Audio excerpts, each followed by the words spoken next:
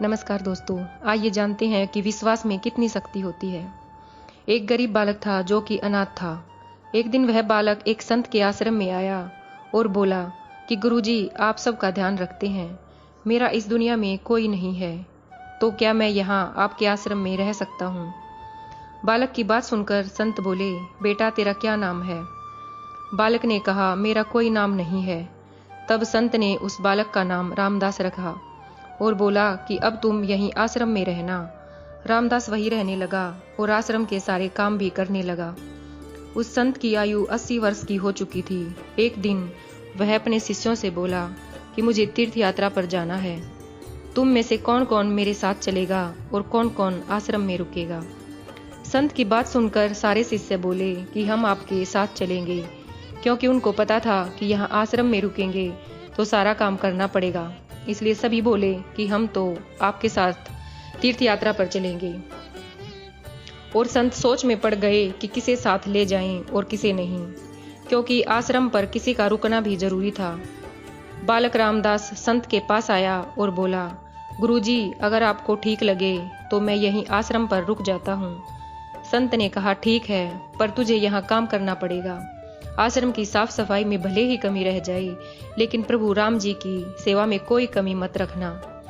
रामदास ने संत से कहा, गुरुजी, मुझे तो प्रभु राम जी की सेवा करनी नहीं आती, आप बता दीजिए कि प्रभु राम जी की सेवा कैसे करनी है, फिर मैं कर दूंगा। संत रामदास को अपने साथ मंदिर में ले गई। वहां उस मंदिर में राम दरबार की झांकी थी। प्रभु श्री राम, सीता जी, लक्ष्मण जी और हनुमान जी थे। संत ने बालक रामदास को प्रभु राम जी की सेवा कैसे करनी है सब सिखा दिया।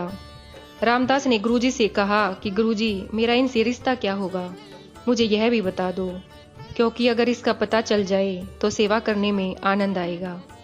संत ने बालक रामदास से कहा कि तू कहता था ना कि तेरा कोई नहीं है, तो आज से प्रभु राम जी और सीता जी तेरे माता पिता हैं। रामदास ने साथ में खड़े लक्ष्मण जी को देखकर कहा, अच्छा गुरुजी, यह जो पास में खड़े हैं वह कौन है।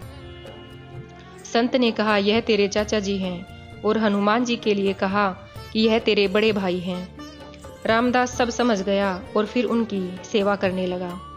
संत शिष्यों के साथ यात्रा पर चले गए। आज सेवा का पहला दिन था।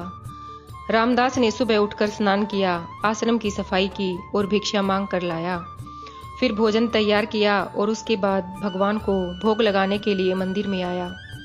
रामदास ने श्री राम, सीता, लक्ष्मण और हनुमान जी के आगे एक एक थाली रख दी और बोला, अब पहले आप सभी खाओ, फिर मैं खाऊंगा। रामदास को लगा कि सच में भगवान बैठकर खाएंगे, पर बहुत देर हो गई, रोटी वैसी की वैसी ही रखी थी। तब बालक रामदास ने सोचा, नया नया रिश्ता बना है, इसलिए संकोच कर रहे होंगे। रामदास ने पर्दा लगा दिया। काफी देर के बाद पर्दा खोल कर देखा, तब भी खाना वैसे का वैसा पड़ा था। अब तो रामदास रोने लगा। उसे लगा कि मुझसे सेवा में कोई गलती हो गई है, इसलिए सभी खाना नहीं खा रहे हैं। उसने निश्चय किया कि जब तक सभी खाना नहीं खाएंगे तब तक मैं भी नहीं खाऊंगा। फिर उसके मन में विचार आया कि भूख से तो मैं मर ही जाऊंगा, इसलिए क्यों ना मैं पहाड़ से कूदकर ही मर जाऊं। रामदास मरने के लिए निकल जाता है। तब भगवान राम जी हनुमान जी को कहते हैं, हनुमान जाओ और उस बालक को लेकर आओ। बालक से कहो कि हम खाना खाने के लिए तैयार हैं। रामदास कूदने ही वाला होता है कि हनुमान जी उसे पीछे से पकड़ लेते हैं और बोलते हैं, रामदास, तुम यह क्या कर रहे हो। रामदास कहता है, आप कौन हो। हनुमान जी कहते हैं, तुम इतनी जल्दी भूल गए, मैं तुम्हारा भैया हूँ। रामदास कहता है, अब आए हो, जब वहां इतनी देर से बोल रहा था कि खाना खा लो तब नहीं आए, अब क्यों आ गए। हनुमान जी बोले, पिताश्री का आदेश है, हम सब साथ बैठकर खाना खाएंगे। फिर प्रभु राम जी, सीता जी, लक्ष्मण और हनुमान जी साक्षात बैठकर भोजन करते हैं। इस तरह रामदास रोज उनकी सेवा करता और उनके साथ बैठकर भोजन करता। सेवा करते करते 15 दिन हो गई। एक दिन रामदास ने सोचा, घर में 4 लोग हैं, सारा काम मैं अकेला ही करता हूँ, बाकी लोग तो दिन भर घर में आराम करते हैं। मेरे माँ बाप, चाचा और भाई तो कोई काम ही नहीं करते हैं, सारा दिन खाते रहते हैं, मैं ऐसे नहीं चलने दूंगा। रामदास मंदिर जाता है और कहता है, पिताजी, मुझे आपसे कुछ बात करनी है। राम जी कहते हैं, बेटा बोल, क्या बात है। रामदास कहता है, घर में मैं सबसे छोटा हूँ और सब काम मैं ही करता हूँ। अब से मैं अकेले काम नहीं करूँगा, आप सबको भी मेरे साथ काम करना पड़ेगा। आप तो बस सारा दिन खाते रहते हो और मैं काम करता रहता हूँ। अब से ऐसा नहीं होगा। राम जी कहते हैं, तो फिर बताओ बेटा, हमें क्या क्या काम करना है। रामदास ने कहा कि अब से माता जी रसोई का काम करेंगी, चाचा जी आप आश्रम की सफाई करेंगे, और भैया जी शरीर से मजबूत हैं, वह जंगल से जाकर लकड़ियां लाएंगे। पिताजी यानी राम जी आप बाजार से राशन लाएंगे और घर पर बैठकर पत्तल बनाएंगे। सब ने कहा ठीक है। फिर रामदास बोला, मैंने अकेले बहुत दिन सब काम किया है, इसलिए अब मैं आराम करूंगा। अब सभी साथ मिलकर काम करते हुए एक परिवार की तरह साथ रहने लगे। तीर्थ यात्रा के बाद जब वह संत लौटे तो उन्होंने देखा कि आश्रम तो शीशे की तरह चमक रहा है।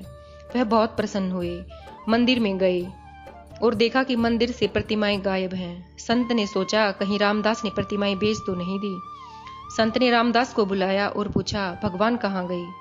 रामदास भी अकड़ कर बोला कि मुझे क्या पता, हनुमान भैया जंगल से लकड़ी लाने गए होंगे, लखन चाचा साफ सफाई कर रहे होंगे, पिताजी राम पत्तल बना रहे होंगे और माता सीता रसोई में काम कर रही होंगी।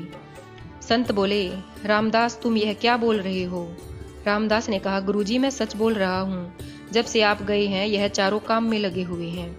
संत भागकर रसोई में गए, सिर्फ एक झलक देखी कि माता सीता जी भोजन बना रही हैं और प्रभु राम जी पत्तल बना रहे हैं। तभी प्रभु राम और माता सीता गायब हो गई और मंदिर में विराजमान हो गए। संत रामदास के पास गए और बोले, रामदास आज तुमने मुझे मेरे प्रभु राम जी के दर्शन करवाए हैं, तुम धन्य हो। और संत ने रो रो कर रामदास के पैर पकड़ लिए।